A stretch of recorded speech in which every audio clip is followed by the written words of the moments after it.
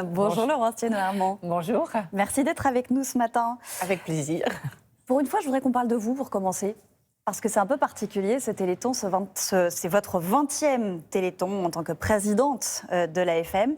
Le Téléthon, c'est toute votre vie? Oui, la FM Téléthon, c'est, je veux dire, le combat d'une fille. Et c'est un engagement à 200%. On ne peut pas faire les choses à moitié. Et très clairement, c'est en effet, soit auprès des familles, pour porter aussi leur message, leurs paroles, auprès de la communauté scientifique, la communauté médicale, évidemment auprès des pouvoirs publics. C'est 365 jours sur 300. C'est pas juste le week-end et c'est toute l'année, évidemment. Exactement, et c'est en permanence. Vous êtes devenue présidente de l'AFM Téléthon l'année au cours de laquelle vous avez perdu votre fils qui souffrait d'une myopathie de Duchenne.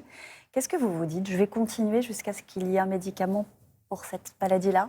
D'abord, on se dit rien, c'est-à-dire qu'on avance. Vous savez, quand on a les talons dans le vide et la mort aux trousses, on n'a pas d'autre choix que d'avancer.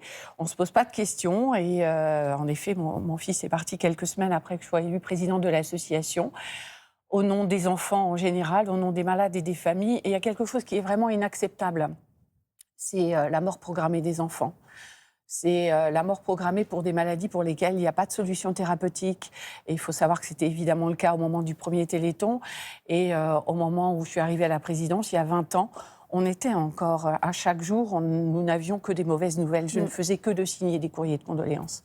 Aujourd'hui, les choses ont changé et on se dit qu'on a bien fait d'y croire, de ne rien lâcher, même lorsqu'on a perdu nos propres enfants, au nom de l'intérêt général, au nom de tous les autres, de continuer le combat. Il y a 3000 maladies rares aujourd'hui en France, même plus? 7 à 8 000 maladies rares, 3 millions de personnes qui sont concernées par des maladies rares. Alors, ce peut être des maladies rares, en effet, des muscles neurologiques ou de la peau ou de la vision ou d'autres. Mais en effet, 7 à 8 000 maladies rares, 3 millions de personnes. Derrière ces chiffres, il y a effectivement des visages. Il y a des malades que vous connaissez parfois. Comment, parce que le Téléthon va aider les chercheurs, comment on décide d'attribuer des fonds à tel ou tel programme?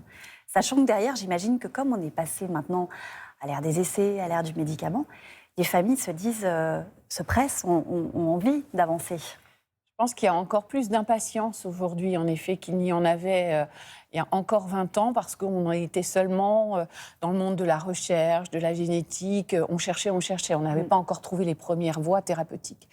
Et depuis ces 5 dernières années, où il y a eu vraiment une explosion avec un effet boule de neige extraordinaire, il y a, comme vous le dites, cette impatience dans les familles qui disent « mais pour moi, c'est quand ?» Parce que les premières victoires ont aussi ouvert la voie. Alors, il y a impatience chez les familles, il y a aussi impatience chez nos chercheurs, puisque ces premières victoires ont ouvert la voie. Beaucoup de chercheurs de venir en disant « mais maintenant, je sais comment on peut avancer pour telle ou telle maladie. C'est, entre guillemets, juste une question de moyens. » Et là, on a aussi cette frustration. Mais en même temps, quelle magnifique épopée, quelle magnifique révolution d'être engagé là. Et je dirais que c'est aussi une médecine tout à fait nouvelle, qui n'a d'égal que des grandes révolutions médicales qu'on a pu connaître, les greffes d'organes ou l'arrivée des antibiotiques, toutes ces thérapies très, très innovantes qui sont issues des recherches financées par les fonds du Téléthon, qui impactent et qui ouvrent la voie pour des premières maladies rares, c'est extraordinaire. Et pas seulement pour des maladies rares. Bien sûr, et qui profitent. On en parlera demain avec le professeur Ménaché, qui est chirurgien cardiaque qui peut soigner l'insuffisance cardiaque grâce finalement aux recherches financées par la FM Téléthon. Qu'est-ce qui coûte le plus cher aujourd'hui? Est-ce que ce sont les recherches ou est-ce que ce sont les essais? Ce sont les essais. Les recherches coûtent évidemment très cher, mais pour autant, lorsque ça se travaille en bout de paillasse dans un laboratoire, on va dire quelques dizaines ou centaines de milliers d'euros, ce qui est déjà énorme. Lorsqu'on est à l'ère des essais chez l'homme, on n'est plus du tout sur la même échelle. Nous sommes sur des millions, que dis-je, même des dizaines de millions d'euros. Et actuellement, la FM Téléthon soutient près d'une quarantaine d'essais, 38 très exactement, pour près d'une trentaine de maladies très différentes. Et là, nous sommes engagés sur plusieurs années. Parce qu'on ne peut pas inclure des premiers patients dans un essai pendant 1 an et se dire on va voir les résultats du Téléthon et on verra si on inclut les autres. Nous sommes engagés sur plusieurs années. C'est aussi une course contre la montre, bien évidemment. Et puis, encore une fois, il y a de plus en plus d'essais qui attendent après ces premiers résultats et pour lesquels, non seulement si on dit on engage, c'est pour plusieurs années, et il y a tous ceux qui attendent, quoi. Aujourd'hui, l'espoir, il se place sur quelle maladie, là, à court ou moyen terme?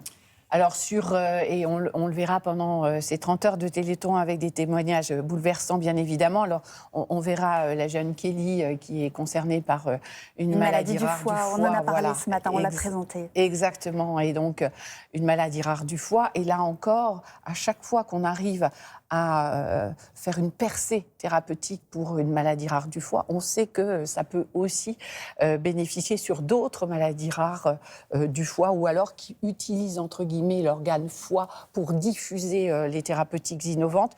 Donc il y a maladie du foie.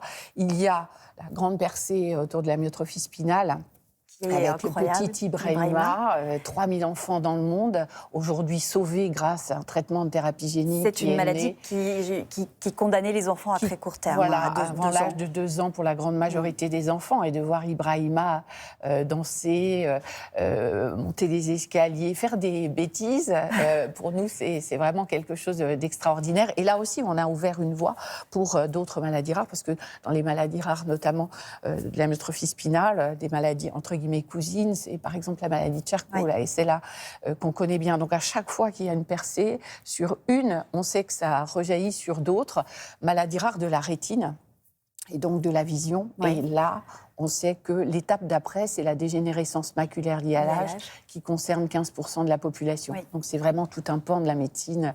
Et je pense que tous ceux qui m'entendent et qui sont fidèles depuis des années peuvent être particulièrement fiers, parce que c'est grâce à eux, vraiment, qu'aujourd'hui, on a réussi des percées extraordinaires et qu'on vit une émotion extraordinaire avec les enfants, avec les familles, qui vont pour certaines et certains de mieux en mieux, alors qu'hier, ils allaient de moins en moins bien.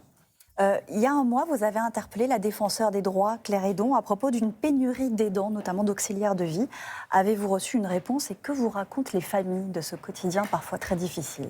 Oui, c'est un quotidien très difficile. On parle beaucoup de recherche au moment du Téléthon, mais il ne faut pas oublier aussi que nous accompagnons les malades et les familles avec des équipes qui sont un peu partout sur le territoire.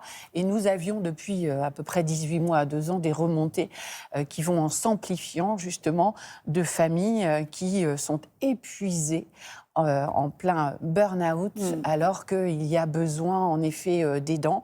Et ça ne peut pas reposer seulement sur la solidarité familiale.